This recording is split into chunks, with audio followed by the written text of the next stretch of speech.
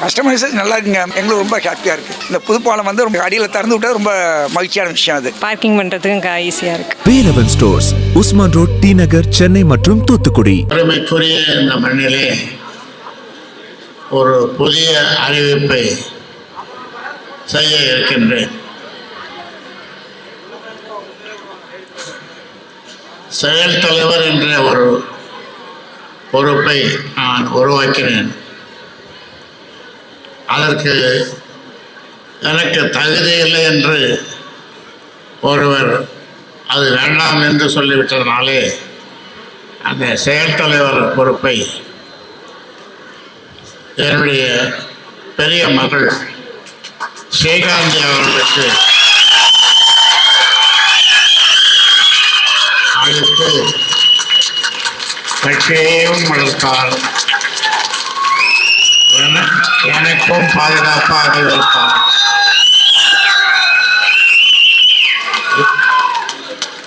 அவருக்கு நாம் அனைவரும் வாழ்த்து சொல்லுவோம்.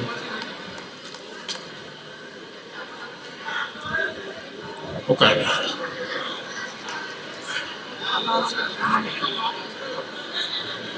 கிட்டத்தட்ட ஒரு 46 ஆண்டுகளுக்கு முன்னாலே எங்கள் ஊருக்கு ஒரு முனிவர் வந்தார். முனிவர் வந்து ஒரு பையில் எங்கேயும் சத்தம் வராமல் ஒரு பையில் ஒரு விதை கொடுத்தார். அது என்னங்க சாமி, இது ஒரு விதை, நல்ல விதை,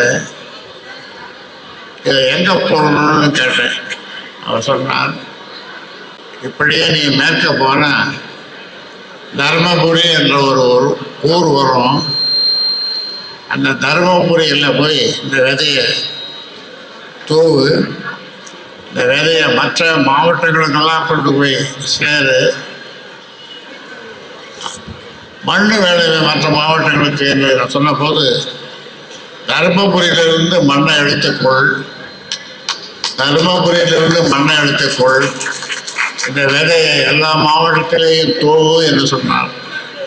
அவர் சொல்படி தர்மபுரி வந்து விதையை முதலில் இங்கே தூவி, அப்பொழுது அந்த விதையை தூவும் போது என்னோடு இருந்தவர்கள் கனல் ராமலிங்கம், மலர் ராமலிங்கம், பி ராமலிங்கம், இன்னும் ஒரு 1-2 பேர், 4-5 பேரோடு தான் அந்த விதையை இங்கே தூவினேன். எனக்கே ஆச்சரியமாக இருந்தது. இப்பொழுது பார்த்தா அன்புள்ள காட்சி, பாட்டாளி மக்கள் கட்சியினுடைய கோட்டையாக தருமபுரி மாவட்டம் வளர்ந்துவிட்டது. இந்த மண்ணை கொண்டு போய் பல மாவட்டங்களில் நான் தூவிய போது, விதையை போட்ட போது எங்கும் வளர்ச்சி, கட்சி வளர்ச்சி, பாட்டாளிகளுடைய வளர்ச்சி. அடிக்கடி நம்முடைய தலைவர், கட்சி தலைவர் சொல்லுவார், ஏகே மணி என்ன சொல்லுவார் என்றால், இந்த தருமபுரி மாவட்டத்தினுடைய அந்த விதை எல்லா இடத்திலேயும் மிக வேகமாக வளர்ந்திருக்கிறது என்று சொல்லுவார். நம்முடைய ஜி.கே. மணி அவர்களை பற்றி நான் உங்களுக்கு சொல்ல தேவையில்லை. 4 முறை அவர் சட்டமன்ற உறுப்பினராக இருந்தார். ஒட்டுமொத்தமாக 234 எம்எல்ஏக்கள் தொகுதிகள். அதில் ஆய்ந்து அறிந்து பார்த்தால் அவ்வளவு பேரில் மிக சிறப்பாக பணியாற்றி, நாளும் பணியாற்றி, ஓய்வில்லாமல் உழைத்து, ஓய்வறியா உழைப்பாளியாக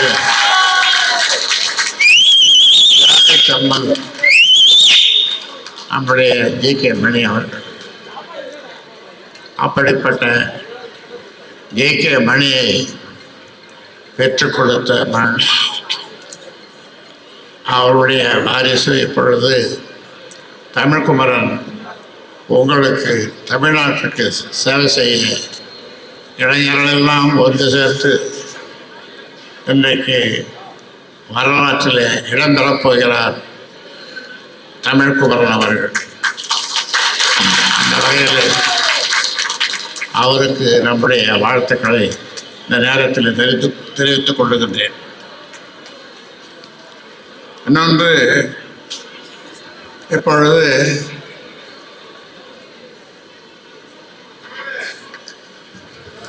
இந்த வேலை, இந்த வளர்ச்சி இதையெல்லாம் பார்த்து சில பேருக்கு பொறாமை ஏற்பட்டு விட்டேனா பார், நீ என்னத்தை விட போற சொல்லுவோம், நீ விடுறதுக்கு ஒன்றுமே இல்லை. எங்கள் பக்கத்தில் ஒரு கதை சொல்லுவாங்க. மொரட்டாண்டின்னு ஒரு ஊர், புதுச்சேரிக்கு போகிற வழியில் மொரட்டாண்டின்னு ஒரு ஊர். அந்த பக்கம் லாரி போகும்போது அதில் இந்த லாரியில் தொத்திக்கின்னு அங்கே ஒரு ஆலமரம் கிளை, அந்த கிளையில் தொத்திக்குவான். ஒரு கால் நொண்டி அவன். போகிற வரவங்கெல்லாம் தொலைச்சி அப்படின்னு போகிற வரவங்களாம் தொலைச்சிடணும். அப்புறம் பார்த்தா கால் நொண்டி. இப்படி பல நாள் ஏமாற்றிட்டு இருப்பான். அப்புறம் அவனுடைய முகமூடி ஒரு நாள் கிழிக்கப்பட்டது. அந்த மாதிரி தான் இப்பொழுது சில பேர் சொல்லி கொண்டிருக்கிறார்கள். இது எங்கள் கட்சி, எங்கேருந்து வந்தது உங்கள் கட்சி, யார் போட்ட வேலை, உனக்கு இந்த கட்சிக்கும் என்ன சம்பந்தம், என்னப்பா சம்பந்தம் சொல்லப்பா, ஒரு சம்பந்தமும் கிடையாது. அந்த வகையில் இந்த தருமபுரி மண்ணை எடுத்து எல்லா மாவட்டங்களிலும், முன்னாலே 32 மாவட்டம், இப்பொழுது 38 மாவட்டம் அப்படி வளர்த்து 96,000 கிராமங்கள், 96,000 கிராமங்களுக்கு இந்த பாதங்கள் பட்டு இரவு பகல், காடு மேடு பள்ளம், இப்படி இருட்டு, அந்த மாதிரி பயணம் செய்து 46 ஆண்டு காலம் பயணம் செய்து 96,000 கிராமங்களுக்கு சென்று வளர்த்த இந்த கட்சி இப்பொழுது மொரட்டாண்டி நொண்டி சொல்கிற மாதிரி விட்டேனா பாரு, நீ என்ன விடுறது, உனக்கும் இந்த கட்சிக்கும் என்ன சம்பந்தம் சொல்லு. ஏதாவது சம்பந்தம் இருந்தால் பரவாயில்ல, ஏதாவது உழைப்பு இருந்தால் பரவாயில்ல. ஒரு உழைப்பு இல்லை. இப்போ ஓய்வறியா உழைப்பாளி என்று நம்முடைய இயற்கை மணியை சொல்லுகிறோம்.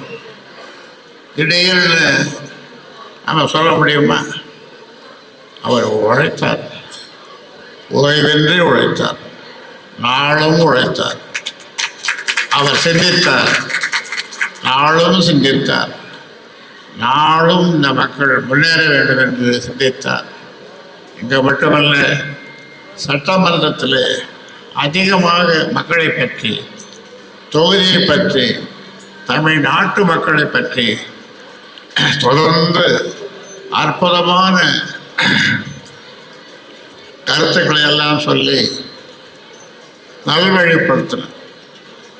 இப்படிப்பட்ட ஒரு சட்டமன்ற உறுப்பினர் இதுவரை தமிழகத்தில் வந்ததில்லை என்று சொல்லுகின்ற அளவிற்கு அவர் உழைத்தார். அதனாலே தான் ஓய்வறியா உழைப்பாளி என்று சொல்லுகின்றோம். அந்த வகையில் இந்த மண்ணுக்கு பல்வேறு சிறப்புகள், தருமபுரி மண்ணுக்கு பல்வேறு சிறப்புகள், அதையெல்லாம் சொல்லுவதற்கு நேரம் இல்லாதனாலே நான் மீண்டும் வருவேன். தமிழ் குமரனை இங்கே உங்கள் பிள்ளையை உங்கள் வீட்டு பிள்ளையாக அவரை நீங்கள் வளர்த்தெடுங்கள். அவர் உங்களுக்கு எல்லா வகையிலும் தந்தையை போல உறுதுணையாக இருப்பார். உறுதுணையாக இருப்பார். அதை உங்களுக்கு சொல்லி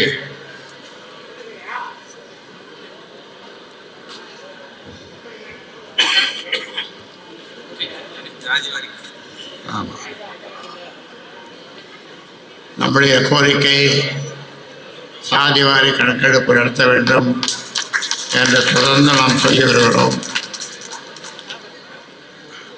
அது நடக்கும் என்றோ நாளையோ அல்லது தேர்தல் முடிந்த பிறகோ நடக்கும். தேர்தல் முடிவதற்கு முன்னாலே நடந்தால்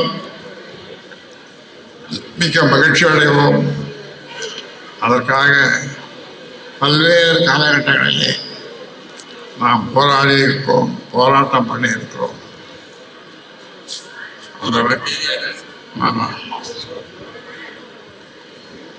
போராட்டத்தை நாம் விரைவில் அறிவிப்போம். இந்த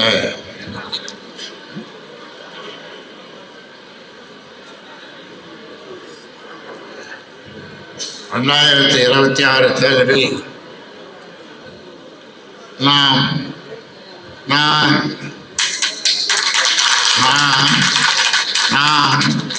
வெற்றி கூட்டணி அமைப்பேன். வெற்றி கூட்டணி அமைப்போம், நான் அமைப்பேன். அதனால் நாம் என்று செல்கிறோமோ, எப்பக்கம் செல்கிறோமோ அப்பக்கம் வெற்றி கூட்டணி. அதுதான் வெற்றி கூட்டணி. அதனால் அதையும் உங்களுக்கு சூசகமாக சொல்லி இங்கே திரளாக வந்திருந்து 2 பேர் இந்த நியமனம் பெற்றார். ஒருவர் செயல் தலைவராக என்னை நாளும் கவனித்துக் கொள்ள என்னுடைய பெரிய மகள் ஸ்ரீகாந்தியை நியமித்திருக்கிறேன். என்னையும் கவனித்துக் கொள்வார், பாட்டாளிகளையும் அவர்களுடைய நலன்களுக்காகவும் பாடுபடுவார். அதே மாதிரி தமிழ் குமரன் அவரையும் நீங்கள் வாழ்த்துங்கள். நீங்கள் அனைவரும் எழுந்து நின்று இந்த 2 பேரையும் வாழ்த்துங்கள்.